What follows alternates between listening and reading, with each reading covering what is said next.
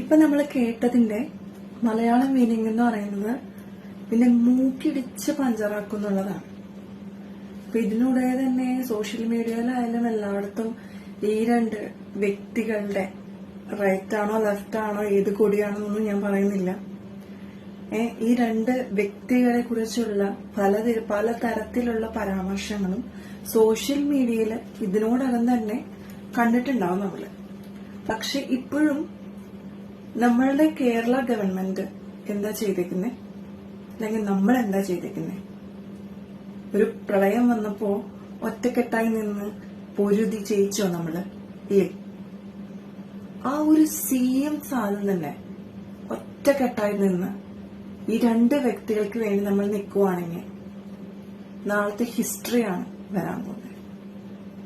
കാരണം നമുക്കറിയാം, നാഷണൽ ചാനലിൽ ഒരു വേർഡ് കണ്ടു, Malayalis they are Kerala, they are literacy എന്ന് പറഞ്ഞൊരു വേർഡും പിടിച്ച് ഒരുപാട് റീൽസ് ഞാൻ കണ്ടായിരുന്നു.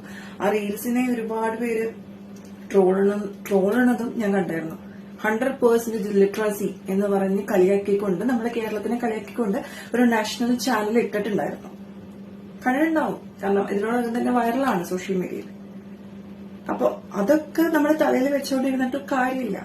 ഇങ്ങനത്തെ കാര്യത്തിനാണ് നമ്മൾ മുന്നിട്ട് ഇറങ്ങേണ്ടത്. ഈ ഒരു കൊച്ചു കേരളത്തിൽ തന്നെയാണ് വിശപ്പിന്റെ വേദന അറിഞ്ഞ് മരിച്ചുപോയ ഒരാളുടെ കാര്യം നമുക്കറിയാം. നമ്മുടെ ഇതിനോടകം നമ്മൾ അറിഞ്ഞിട്ടുണ്ട്. ഇതധികം നാളായിട്ടില്ല. സ്ത്രീകളെ ബലാത്സംഗം ചെയ്ത് പീഡിപ്പിച്ച് ഓരോ ദിവസവും എത്രയോ അധികം ആൾക്കാരാണ് ഇവിടെ ചൂഷണം ചെയ്യപ്പെടുന്നത് എന്നും നമുക്കറിയാം. പക്ഷെ ഈ രണ്ട് വ്യക്തികൾ എന്ന് പറയുന്നത്, ഈ ഒരു ഡയലോഗ്, ഞാൻ ഈ ഡയലോഗ് കേട്ടപ്പോ എനിക്ക് സത്യം പറഞ്ഞാൽ ഹിന്ദി അറിയില്ല. ഞാൻ എന്താ ഇതിന് മീനിങ് എന്ന് നോക്കി. ഈ ഡയലോഗ് എന്റെ മുഖത്തൊക്കെയാ പറഞ്ഞെന്നുണ്ടെങ്കിൽ ഞാൻ ഇങ്ങനെയായിരിക്കില്ല റിയാക്ട് ചെയ്യുന്നത്. അവര് സ്പെഷ്യൽ ഫ്രം ഗോഡ്, അവരങ്ങനത്തെ ഒരു ആൾക്കാരായതുകൊണ്ട് മാത്രമാണ് അവരങ്ങനെ വായടച്ചു വെച്ചിരിക്കുന്നത്. Their silence made them perfect. കാരണം അല്ലെങ്കിൽ ചിലപ്പോ ഞാൻ ചിലപ്പോൾ റിയാക്ട് ചെയ്ത് ചിലപ്പോൾ ഞാൻ ജയിലിൽ ചത്തുപോയേനെ ഞാനാണെന്നുണ്ടെങ്കിൽ. കാരണം എന്തൊക്കെയാ നടക്കുന്ന ഈ ഒരു എന്താ പറയാ, ഈ ഒരു വേൾഡില്. അപ്പോ പല കാര്യങ്ങളും നടക്കുന്നുണ്ടെന്നൊക്കെ നമുക്കറിയാം. പക്ഷെ ഈ ഒരു സിറ്റുവേഷനിൽ നമ്മളാണ് ആ രണ്ട് വ്യക്തികളുടെ കൂടെ നിൽക്കേണ്ടത്. ഞാൻ ഇവിടെ റിലീജിയനോ കാസ്റ്റോ വെള്ളക്കൊടിയാണോ മഞ്ഞക്കൊടിയാണോ റെഡ് കൊടിയാണോ എന്നൊന്നും ഞാൻ പറയുന്നില്ല.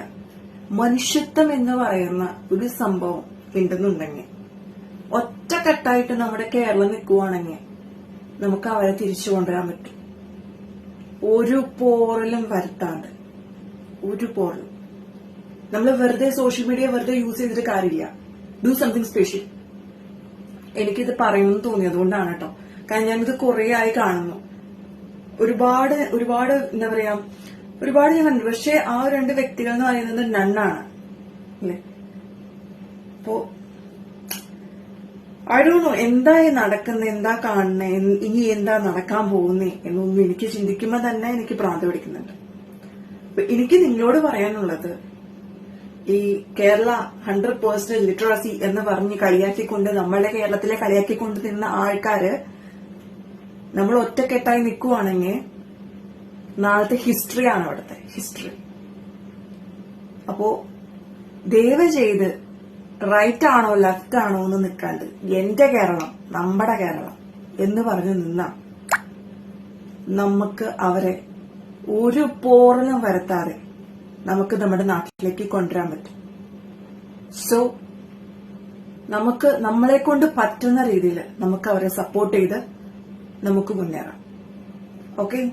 I love my country and I'm an Indian. Okay?